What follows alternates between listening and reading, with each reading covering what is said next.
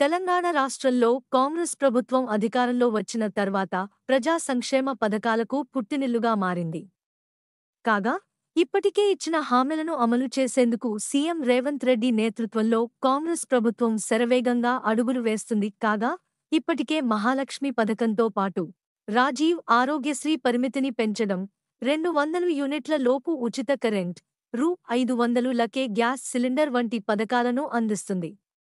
అలాగే హెల్త్ కార్డులతో పాటు కొత్త రేషన్ కార్డులను కూడా అర్హులైన లబ్ధిదారులకు అందించడంలో సర్కార్ ముందుకు అడుగులు వేస్తున్న విషయం తెలిసిందే. ఇలాంటి సమయంలో తాజాగా తెలంగాణ మంత్రి ఉత్తమ్ కుమార్ కొత్త రేషన్ కార్డుపై కీలక ప్రకటన చేశారు. ఇటీవలే తెలంగాణ రాష్ట్రంలో కాంగ్రెస్ ప్రభుత్వం బడ్జెట్ను ప్రవేశపెట్టింది. కాగా, ప్రస్తుతం ఇప్పుడు రాష్ట్రంలో అసెంబ్లీ సమావేశాలు కొనసాగుతున్నాయి.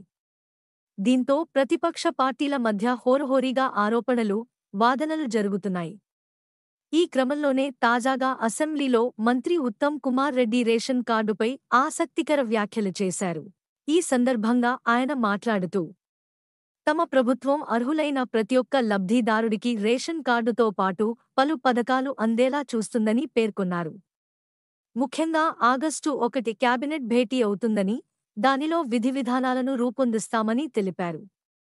ఇక అందరి సూచనలు తీసుకుని ప్రజలకు మేలు చేసేలా రేషన్ కార్డుపై సరైన నిర్ణయం తీసుకుంటామని మంత్రి ఉత్తమ్ క్లారిటీ ఇచ్చారు. ఇక గత ప్రభుత్వ పాలనలో కొందరు అక్రమంగా రేషన్ కార్డులు సంపాదించి ప్రభుత్వంను మోసం చేశారు. అయితే ఇకపై ఇలాంటి రేషన్ కార్డులు ఉంటే కొత్త రేషన్ కార్డులు ఇవ్వబోమని, పైగా ఇలాంటి నకిలీ రేషన్ కార్డులను ఏరివేసి నిజమైన లబ్ధిదారులకు మాత్రమే పథకాలు అందేలా చర్యలు తీసుకుంటామని మంత్రి ఉత్తమ్ కుమార్ రెడ్డి అసెంబ్లీలో ఆసక్తికర వ్యాఖ్యలు చేశారు.